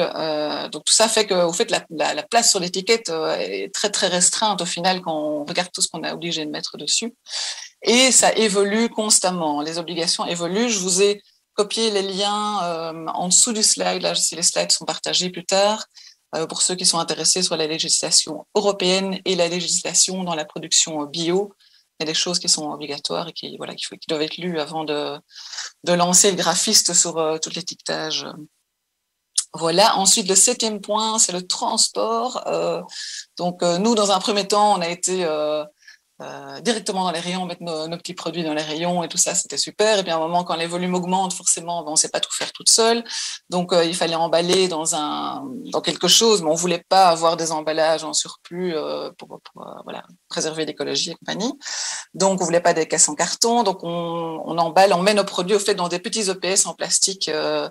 Qu'on va donner aux distributeurs et qui eux vont récupérer cet EPS et au fait c'est consigné, on récupère le bac à la fin du circuit. Mais forcément quand on sort des frontières, cet EPS n'est plus accepté. Donc voilà, pour tout ce qui est transport à l'international, il faut réfléchir différemment. Malheureusement, on doit rajouter des emballages, des cartons, on doit rajouter de quoi protéger le produit aussi pour éviter qu'il ne casse pendant le transport. Enfin voilà, c'est toutes des petites choses à penser en termes techniques. Voilà, c'est beaucoup d'informations, mais en conclusion, ce que je voulais faire transparaître ici, c'est qu'il faut prendre en compte tous les aspects de la chaîne opérationnelle avant de faire un choix d'emballage et utiliser vos choix liés aux contraintes comme argument de vente. Donc, par exemple, pour nous, on peut pas consigner nos bocaux, malheureusement, mais c'est pas grave. On communique sur la réutilisation. Ils sont super jolis. On a trouvé des bocaux avec des petites anses. Ça fait naturel, ça fait traditionnel. C'est très sympa. Et alors, l'amélioration continue. Donc, quand vous faites un choix, ne vous le dites pas, c'est pour 5 ans. Le choix, c'est tous les 6 mois qu'on revoit nos ambitions, qu'on revoit notre design. Donc voilà, il faut pas faire imprimer des milliers d'étiquettes d'un coup parce que vous pouvez être sûr que dans 6 mois, vous allez relancer votre graphiste sur des nouveaux designs et il manquera quelque chose, il y aura quelque chose en trop. Enfin voilà. Ensuite, voilà, prochain slide, s'il vous plaît. Il y a toute la réflexion marketing en amont qui est très, très chouette, évidemment. Alors, je pense que ça a déjà été mentionné avant dans cette présentation-ci. C'est que le client, en fait, quand il est dans le supermarché, il prend 2 secondes, 3 secondes pour se décider parfois. Il va très, très vite. Il est en mode efficacité. Je veux faire ma liste de courses, je sais exactement ce que je veux. Et donc, pour le convaincre et pour attirer son regard, il va vraiment falloir travailler le marketing et l'emballage hyper fort. Pour nous, c'était vraiment un point très, très important. Et surtout pour faire transparaître nos valeurs. Alors nous, on avait vraiment la valeur du fait maison, de la fraîcheur, de la santé. Et il faut savoir que les petits pots pour bébé, pour le moment, n'ont pas bonne presse parce que tout le monde sait que les petits pots pour bébé, c'est pas super bon, quoi. Et alors que nous, là, on se lançait dans un produit hyper proche du fait maison, délicieux. Il fallait que les gens aient envie de goûter, quoi. Il fallait qu'il soit super. Donc, on a choisi justement ce petit bocal qui rappelle la tradition parce qu'il a les petites anses sur le côté. On a choisi de se différencier aussi des petits pots existants qui sont les simples petits pots des produits industriels tout droit. Voilà, sans rien. On voulait fuir aussi l'image industrielle des poches. Donc voilà, le choix du bocal a aussi été un choix très très marketing pour redonner confiance dans la nourriture transformée aux parents et leur dire tiens, goûtez, ça c'est vraiment un produit artisanal, ça n'a rien à voir avec les produits industriels que vous connaissez. Ensuite, le deuxième point en réflexion marketing, c'est le point de vente dans lequel on a été. Donc nous, au début, on voulait être que dans les magasins bio parce qu'on s'est dit oui, c'est vraiment ça, c'est nos clients, quoi. Ils vont dans ces magasins-là. Et donc, on n'avait même pas marqué bio sur la vente de notre étiquette. On n'avait pas marqué que c'était un produit bio parce que tous les produits dans ce magasin-là le sont. Et chose qu'on a dû changer parce que finalement, il y a des épiceries fines qui ont commencé à nous distribuer. Voilà, il y a quelques dans les marchés, des choses comme ça, où tout n'est pas 100% bio, on a dû rajouter le bio sur l'avant du pot parce que les gens ne le voyaient pas. Donc ça, c'est des petites choses aussi qui sont importantes. Ça dépend un peu où le produit va être distribué. S'il est distribué sur un e-shop aussi, ça peut être différent. Voilà. Donc chaque point de vente, au fait, pourrait justifier une étiquette différente. Ce qui n'est pas le but, évidemment. Le but, c'est d'optimiser vos étiquettes. Et donc, oui. Ah oui, pardon. Pardon. Et du coup, voilà, il y a aussi où on se trouve dans le rayon. Est-ce qu'on voit le produit de face ou de haut? À quoi ressemble la concurrence? Par exemple, le slide suivant, j'ai montré 2-3 erreurs d'étiquette et qui malheureusement arrivent encore souvent. C'est un pot. Donc notre pot, c'est celui sur la droite. On voit clairement que c'est un petit bébé et que c'est un produit pour bébé. Il y a d'autres pots qui n'ont même pas d'étiquette sur le milieu et qui ont où on voit pas très clairement que c'est un produit pour bébé. Pourtant, ici, les 3 produits que vous voyez, c'est des produits pour bébé, quoi. Donc voilà. Et alors le dernier slide, c'est juste rapidement. Donc je l'ai déjà dit, il faut constamment se remettre en question. Il faut aussi penser éventuellement à un agrandissement de gamme. Nous, on va bientôt lancer les plats pour les plus grands, et donc il fallait qu'il y ait une cohérence dans la gamme. Il faut que l'emballage puisse suivre aussi. Il faut aussi pouvoir se réadapter si jamais il y a un changement de place en rayon, si la réglementation évolue, s'il y a une innovation qui sort. J'ai entendu parler de QR code qui allait être imprimé partout sur l'emballage de manière transparente pour que votre emballage puisse parler en le scannant. Enfin, voilà, il y a plein de choses qui sortent et il faut être toujours à l'affût des nouvelles choses. Voilà, je serais ravie de répondre à vos questions. Je crois que dans le dernier slide, il y a mes coordonnées. N'hésitez pas à m'envoyer un petit mail si vous avez besoin d'informations supplémentaires. J'ai dû aller très très vite, donc voilà. Merci beaucoup Estelle. Avec plaisir. Pour notre dernier témoignage, nous restons dans une histoire de famille, mais c'est l'histoire ici d'une entreprise au parcours beaucoup plus long.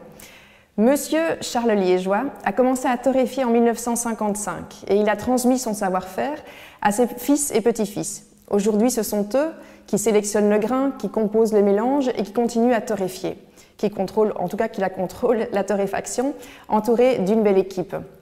L'activité se divise par contre entre la filière professionnelle et la grande distribution. Alors Christophe Dehart aujourd'hui est avec nous. Il est directeur marketing chez Charles Liégeois, anciennement Café Liégeois, et il va nous expliquer pourquoi et comment une société peut décider de changer de nom et d'identité graphique. Bonjour à toutes et à tous. Merci Laure pour l'introduction. Donc voilà, je suis responsable marketing chez Café Liégeois, maintenant devenu Charles Liégeois, une entreprise de 140 personnes. Nous traitons plus ou moins 5000 tonnes de café et 200 000 tasses sont bues chaque jour à notre marque. Alors, le slide suivant, je vais vous faire une présentation en fait, de tout le process que nous avons opéré pour faire ce changement d'identité et de marque finalement.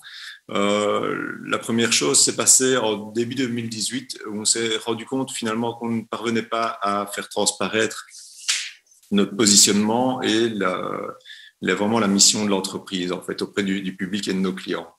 On a fait ce constat au travers de différentes études en interne et en externe.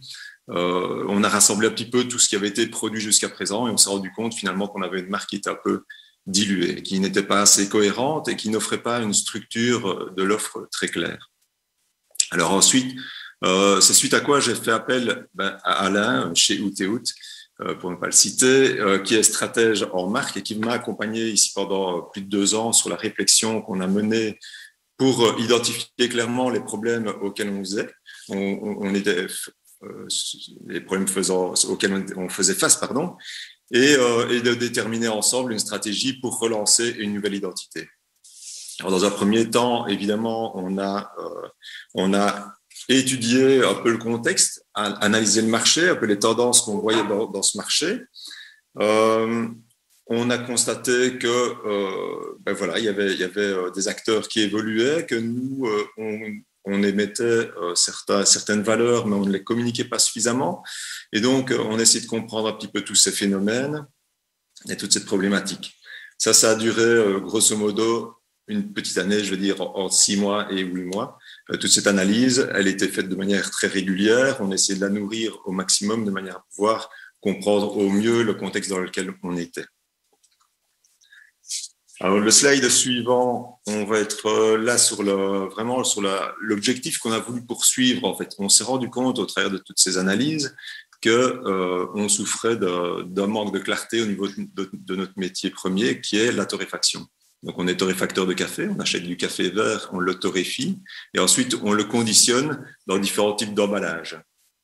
On a par ailleurs une autre activité qui s'est développée au fur et à mesure des années suite au café, c'est la distribution de ce café qui s'accompagnait de sucre, de lait, et puis dans un deuxième temps d'autres produits de snacking et de produits de grossistes pour les entreprises et l'Horeca.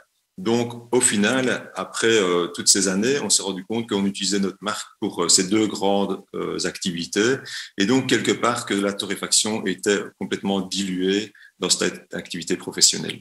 Donc, c'était important vraiment de redissocier les deux activités, qui est la torréfaction, et de refaire connaître notre savoir-faire autour du café, puisque c'était une activité qu'on fait depuis 1955. On a un vrai savoir-faire. Vous imaginez bien, quand on traite 5000 tonnes de café par jour, on a une entreprise qui tourne 24 heures sur 24 au niveau du conditionnement pour pouvoir sortir ce produit. Et donc, il est essentiel qu'on revienne et qu'on repartage ce savoir-faire autour du café.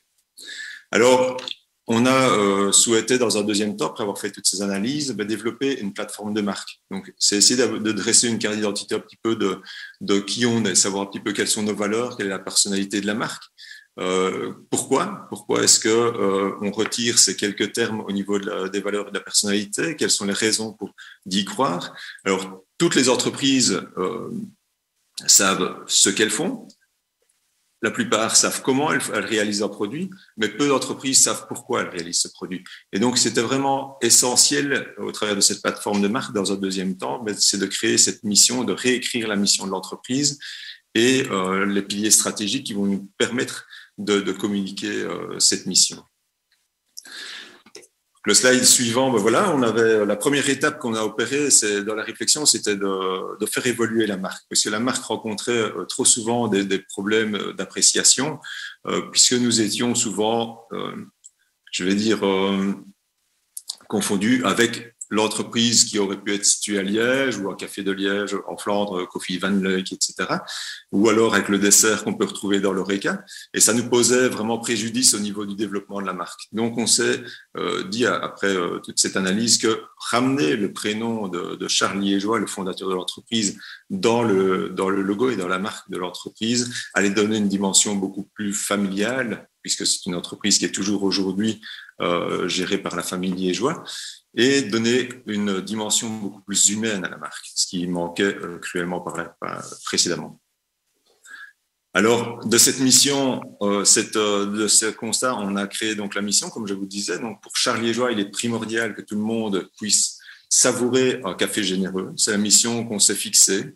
Donc, on veut être une marque accessible, non pas haut de gamme au niveau de son positionnement, mais accessible, tout en proposant des produits très intéressants au niveau de leur aspect organoleptique. Cette mission, on l'a définie au travers de 3 piliers stratégiques que sont être généreux en goût. Donc, je vous parlais tout à l'heure du goût du café.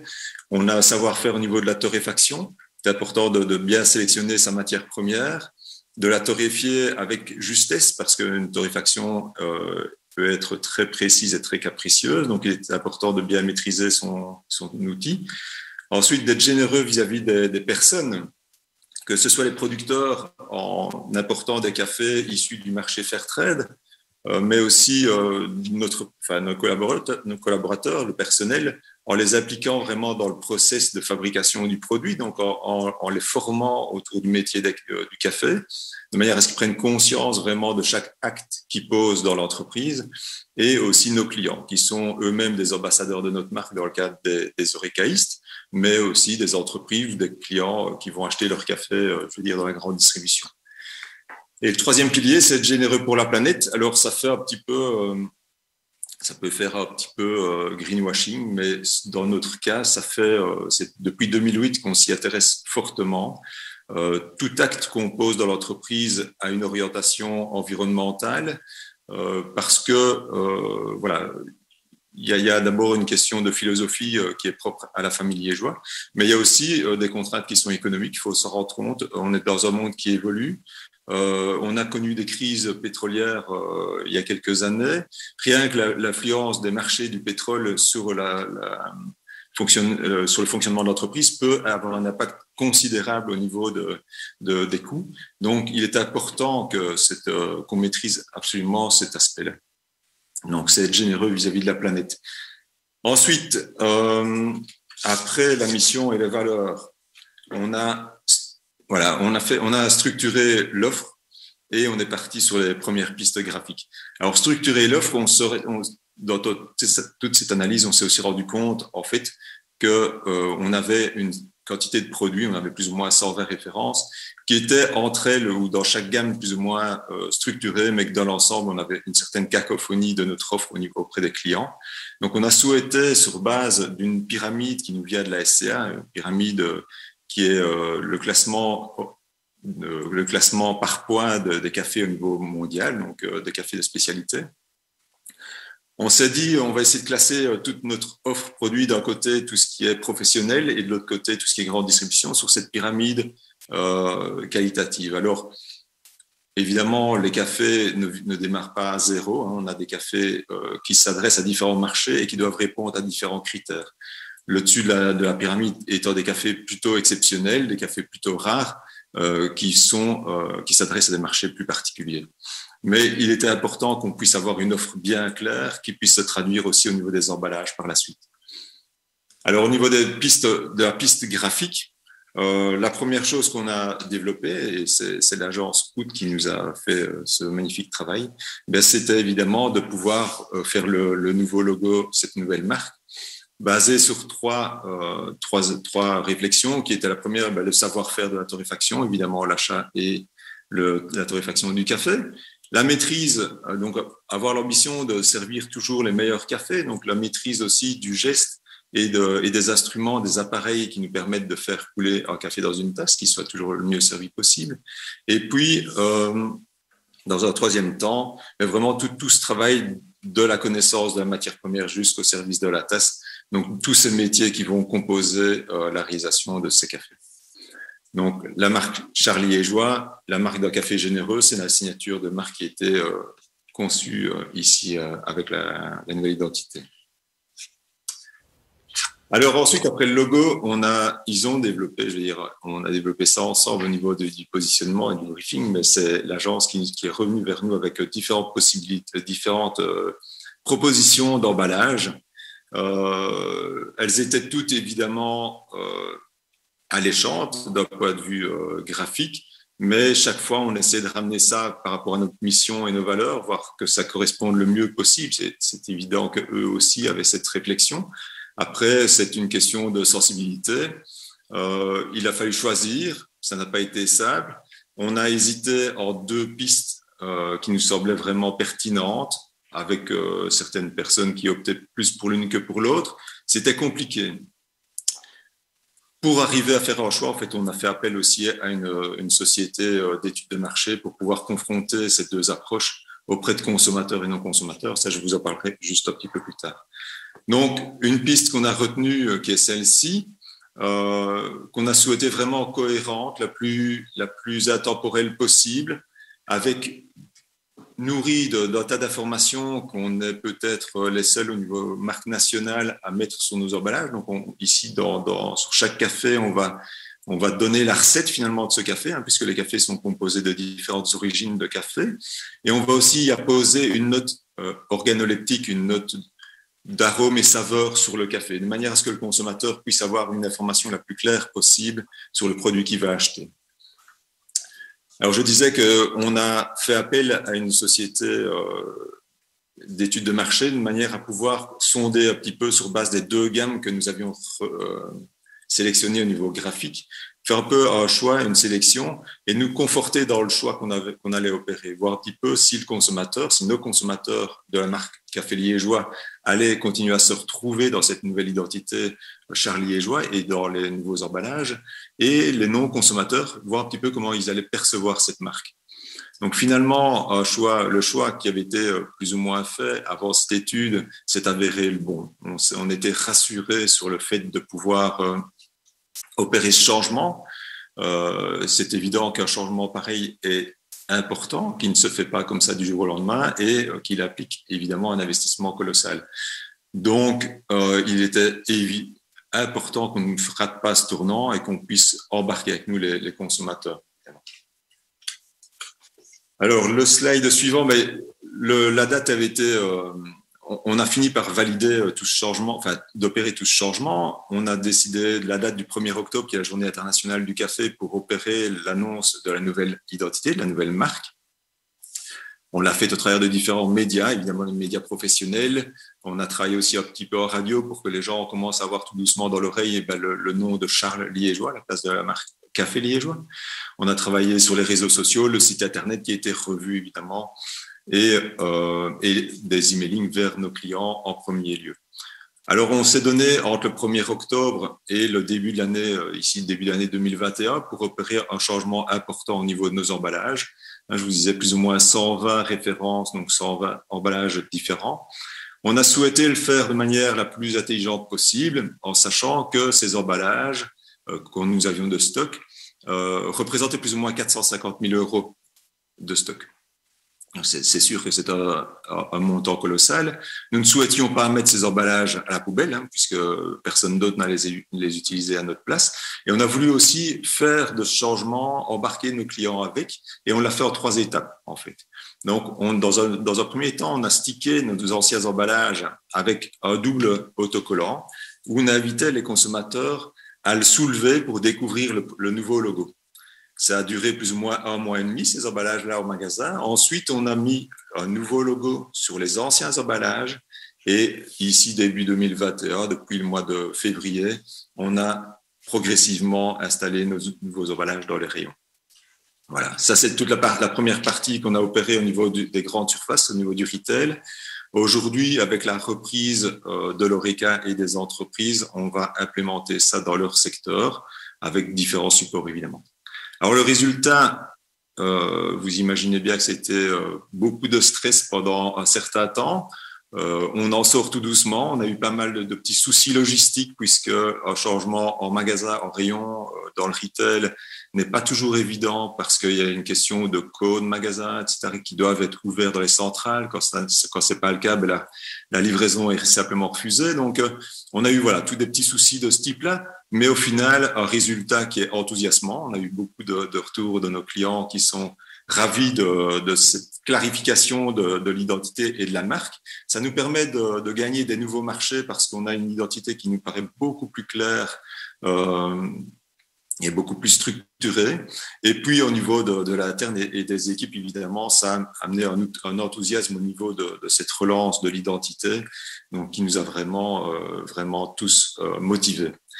Alors, je vous encourage tous à opérer régulièrement ce genre de réflexion, en fait, toute cette analyse qu'on pourrait avoir autour de chacun autour de sa marque, faire de temps en temps des poids de sondage sur le marché, faire des études SWOT, c'est très facile à réaliser, contrairement à ce qu'on pourrait croire. Et ça nous permet de temps en temps de voir un petit peu si on est bien en phase avec ce qu'on veut réaliser. Voilà, je vous remercie. N'hésitez pas à me contacter si vous le souhaitez. Je suis là pour répondre à toutes les questions. Bravo Christophe, vous avez réussi à diffuser l'arôme à travers les écrans de tout le monde. Maintenant, Nathalie va nous faire une petite synthèse des interventions que nous avons eu le plaisir d'écouter. Et vu le timing, je ne vais pas traîner. Oui, tout à fait. Je vais la faire court parce que je vois que le timing est déjà légèrement dépassé. Donc, au travers de ces 5 témoignages, Listen, Fostplus, Outeout et Ready to Grow ainsi que Charles Liégeois, on peut facilement constater que l'industrie du packaging connaît des évolutions intéressantes. En particulier, on a pu le voir au travers des premiers sondages, la montée en puissance avec la montée en puissance des préoccupations écologiques, il s'agit désormais de proposer des packagings qui répondent aux besoins des clients. Comme on a pu le voir, on parle d'engagement, de simplicité, d'anticipation, de fun, tout en prenant en compte les dimensions techniques, stratégiques et économiques autour du packaging. Et donc, en réponse à cela, on voit de plus en plus de solutions alternatives innovantes. Pour mentionner quelques exemples qui ont été dits ici à travers les partages, je pense notamment à la bulle d'air en guise de boîte à chaussures, la bouteille en papier, des emballages en sable. Donc finalement, et comme l'a mentionné aussi Marie Lepeau, la contrainte écologique devient vraiment source de créativité et finalement ouvre totalement le champ des possibles. Alors, dans cette recherche de créativité, il est également à souligner, je trouve, que les industriels de l'agroalimentaire innovent en gardant en tête toujours un objectif de transparence totale. En effet, avec des consommateurs qui sont de plus en plus avertis et engagés, comme on l'a déjà mentionné, il est important d'être honnête et transparent sur les produits et à la fois sur les ingrédients pour faire référence à l'intervention d'Estelle. Et pour se montrer justement le plus transparent possible, les marques font fréquemment le choix du minimalisme, où on a aussi parlé ici sur le temps de midi de simplicité en matière de design. On remarque en effet que les marques retournent à l'essentiel en vue de simplifier la vie de leurs consommateurs. On sait toutefois bien que derrière cette simplicité finalement de façade, rien n'est laissé au hasard. Et pour résumer un petit peu les différentes interventions, je trouve que finalement quand on parle de packaging, c'est finalement trouver le juste équilibre entre des ambitions stratégiques en termes d'exportation, pour faire le lien avec l'intervention d'Eric, la volonté de s'inscrire dans une logique durable, pour faire le lien avec FOSS+, des choix marketing et l'importance octroyée à l'image de marque, comme on a pu le voir ici avec Charles Liégeois, des contraintes techniques et réglementaires pour faire référence à toutes les contraintes mentionnées par Estelle avec Ready to Grow, ou tout simplement finalement la volonté de répondre aux besoins et attentes des consommateurs qui sont en pleine mutation. Donc en conclusion, on peut dire que derrière cette simplicité de façade se cache un travail complexe pour tenir compte des nouvelles tendances caractérisant l'industrie du packaging et surtout arriver à toucher émotionnellement. Les émotions, on en a parlé, c'est essentiel. Les utilisateurs finaux qui font le choix d'utiliser, voire même de réutiliser les produits et leur packaging. Et donc, juste pour finir, je pense que quand on parle de packaging, il est également essentiel de rester agile, car le packaging n'est jamais figé, on l'a vu au travers des différents exemples, et il est fréquent pour les entreprises de devoir faire évoluer leur packaging et de manière plus globale, leur image de marque. Bravo Nathalie, merci. Alors pour les questions-réponses, on va skipper ce point-là parce qu'on n'a malheureusement pas le temps, on ne veut pas dépasser du créneau horaire qu'on vous avait annoncé. Par contre, on a bien pris note des questions que vous nous avez posées. Il y en a quelques-unes, n'est-ce pas Émilie ? Oui, il y en a quelques-unes. On prend note de ces questions et on trouvera le moyen, soit via le mail de suivi qui vous sera envoyé, soit via un mail individuel en fonction des questions. On vous transmettra les réponses après quelques recherches peut-être si c'est nécessaire. Voilà. Et maintenant, je laisse le mot de la fin à Pascale Delcomillette, qui est administratrice générale de l'AWEX et de WBI. Merci beaucoup Laure. Je vais essayer aussi d'être le plus rapide possible puisque nous arrivons en fin de webinaire. Mais l'objectif de ce webinaire, c'était de sensibiliser, de vous sensibiliser un maximum d'entreprises à la meilleure manière de tirer parti du design pour améliorer le déploiement international de votre entreprise. Et on a eu pour cela de très beaux exposés, de très beaux témoignages. Et j'espère donc que l'objectif de ce webinaire a été atteint. Alors nous avons parlé positionnement, chiffre d'affaires, impact, consommateur, tendance, différenciation, mais aussi valeur, ressenti et émotion. Et s'il est un des secteurs où les achats sont régis par les émotions, ça a été dit, c'est bien l'agroalimentaire. L'importance du packaging a été abondamment soulignée aujourd'hui, notamment dans le sondage de départ d'ailleurs. Et puis le momentum nous semblait idéal pour ce webinaire. La préparation à l'après-Covid nous invite en effet à penser, à agir autrement, à innover, à être créatif. Et le design trouvera dans cela une place évidemment importante. C'est d'ailleurs pas par hasard que de plus en plus d'experts s'accordent à dire que le développement économique de la Wallonie, basé sur l'innovation, passera par le développement des filières STEM, mais auxquelles ils ajoutent un A pour art et culture, pour en faire STEAM, et c'est là que le design se place très clairement. Alors, ce que nous devons retenir aujourd'hui, parmi plein d'autres choses qui ont déjà été évoquées par tous les intervenants et synthétisé par Nathalie, c'est que le design, il offre les outils et les process pour assurer une mise en œuvre structurée des idées et amener de l'innovation dans tous les domaines. Il aide à aboutir à la meilleure solution, tenant compte de l'humain, ce qui est désirable, le lien avec les émotions, de la technologie, qu'est-ce qui est faisable, et du business, qu'est-ce qui est viable, parce que at the end of the day, c'est ça qui compte aussi, bien évidemment. Les considérations de durabilité constituent une des grandes tendances sociétales, ça a été illustré et rappelé à plusieurs reprises aujourd'hui, et donc aujourd'hui plus que jamais, cette durabilité doit faire partie de l'équation. Alors à la WEX, nous en sommes convaincus, nous encourageons les entreprises à d'une part faire de cette durabilité un élément de différenciation au niveau international et d'autre part, depuis des années, à faire appel au design pour se démarquer, pour performer sur les marchés internationaux. Et pour ce faire, nous travaillons de plus en plus de manière la plus complémentaire possible avec d'autres organismes wallons, comme c'est le cas avec Wallonie Design et avec Engine. Ce webinaire était une mise en bouche, pour ne pas faire un mauvais jeu de mots. N'hésitez pas à nous faire part de vos souhaits en termes pratiques et nous vous proposerons des workshops spécifiques sur base de vos questions. On l'a dit, on répondra à toutes les questions qui ont été posées dans le chat. Des workshops qui vous permettront d'aller plus loin dans tous les sens du terme en matière de design et surtout en matière de développement international. Vous pourrez le faire grâce au formulaire feedback que vous allez recevoir, dont Laure a parlé en début de séance, et à la toolbox qui vous donnera les outils et les ressources pour aller précisément plus loin. Merci à tous pour votre participation. Merci encore à nos partenaires et aux équipes de Wallonie Design, d'Engine, évidemment de la WEX et de Wallonie Bruxelles Design Mode. Merci à tous et bon après-midi.